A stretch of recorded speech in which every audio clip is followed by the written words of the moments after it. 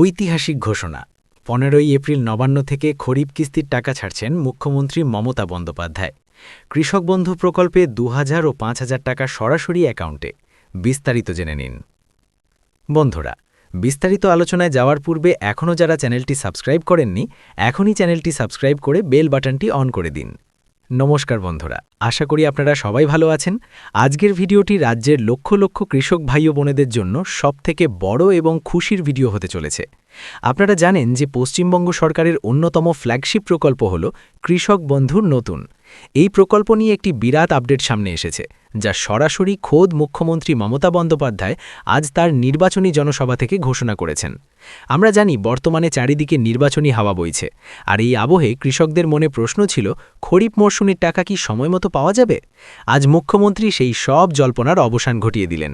তিনি স্পষ্ট ভাষায় জানিয়েছেন, আগামী ১৫ই এপ্রিল অর্থাৎ বাংলা নববর্ষের ঠিক পরপরই নবান্ন থেকে এই প্রকল্পের প্রথম কিস্তি তথা খরিফ মরশুমের টাকা ছাড়া হবে। তিনি নিজে উপস্থিত থেকে ডিজিটাল পদ্ধতিতে বোতাম টিপে সরাসরি কৃষকদের ব্যাংক অ্যাকাউন্টে এই অর্থ পৌঁছে দেবেন। কেন এই ঘোষণাটি ঐতিহাসিক এবং কেন কৃষকদের জন্য এটি বড় জয়, তা নিয়ে আজ আমরা বিস্তারিত আলোচনা করব। এবার আসা যাক, কেন ১৫ই এপ্রিল তারিখটিকে বেছে নেওয়া হলো। বাংলার কৃষি ক্যালেন্ডার অনুযায়ী এই সময়টি হল খরিফ চাষের প্রস্তুতির সময়। কৃষকদের এই সময় বীজ কেনা, সার সংগ্রহ এবং জমি তৈরির জন্য প্রচুর অর্থের প্রয়োজন হয়। মুখ্যমন্ত্রী মমতা বন্দ্যোপাধ্যায় সবসময় বলেন যে চাষিরা হাসলে বাংলা হাসবে। কৃষক বন্ধু প্রকল্প শুধুমাত্র একটি অনুদান নয়, এটি কৃষকদের আত্মমর্যাদার প্রতীক। এর আগে আমরা দেখেছি কেন্দ্র সরকারের কিষাণ সম্মান নিধি নিয়ে অনেক টালাবাহানা হয়েছে, কিন্তু রাজ্যের নিজস্ব কৃষক বন্ধু প্রকল্পে টাকা পেতে কৃষকদের কোনো ভোগান্তি পোহাতে হয়নি। এই কিস্তিতে প্রায় ১ কোটিরও বেশি কৃষক উপকৃত হতে চলেছেন।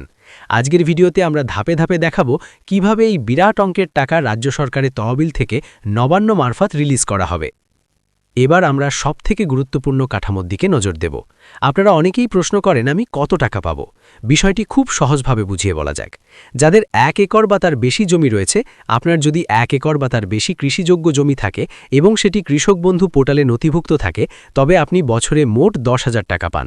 এই ১০,০০০ টাকা দুটি কিস্তিতে দেওয়া হয়, ৫,০০০ টাকা রবি মরশুমে এবং ৫,০০০ টাকা খরিফ মরশুমে।